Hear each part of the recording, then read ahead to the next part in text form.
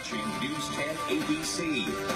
Now, when it comes to famous ghost stories, everybody's heard about Bloody Mary to Casper the Friendly Ghost. But have you ever heard about this ghost at the Cohoes Music Hall? In the spirit of Halloween, our Alexi Knoll shares the story of the famous lady who's said to haunt the local landmark.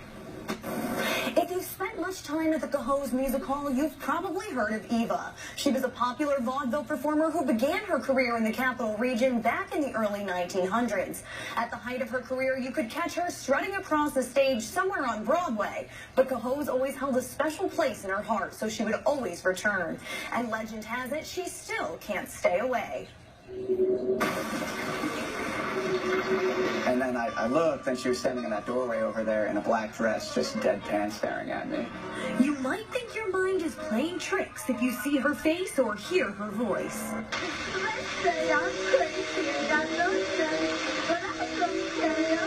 But everyone who works at the Cohoes Music Hall seems to have some story about Eva Tang Wei. I just felt an eerie vibe, like hairs on my arms standing up and goosebumps and stuff like that. There have been all sorts of different paranormal encounters that people have had, whether it's just things moving, things going missing, issues with the lights and the sounds, and sometimes even all the way to people experiencing like apparitions. To put some of these tales to the test, we brought in intuitive medium Christine.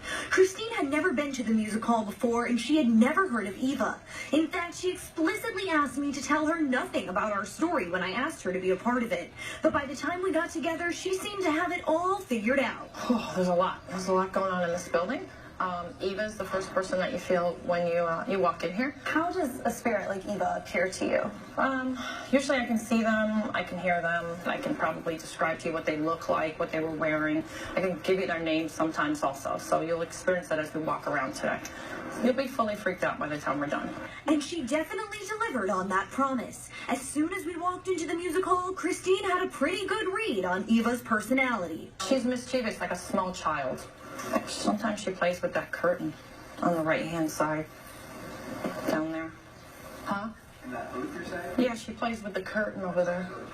The first time I experienced Eva was about 3 years ago, and I was just kind of messing with the soundboard, getting acclimated, and I thought I saw somebody walk by that curtain over there in the booth, and she nailed it, nail on the head when she said that's the curtain she likes to play with.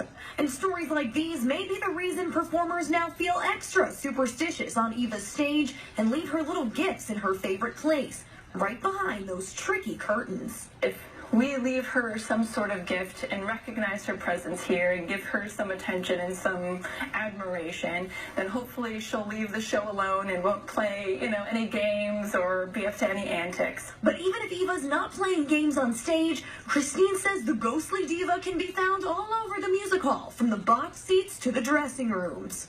She doesn't like people in her space. Gotcha. And if you spend enough time in Eva's space, you might start to feel like you're losing it. No, normally we just go and we don't bother with it. What was that? But Christine says it's hardly ever a coincidence when things go bump in the night. So you might want to prepare yourself if you're planning to visit Cohoes Music Hall, because Eva's the star of every show. She's not going anywhere. She's not going anywhere. This is her place. That is an evil cackle at the end there. Maybe I'm affected. I'm starting to see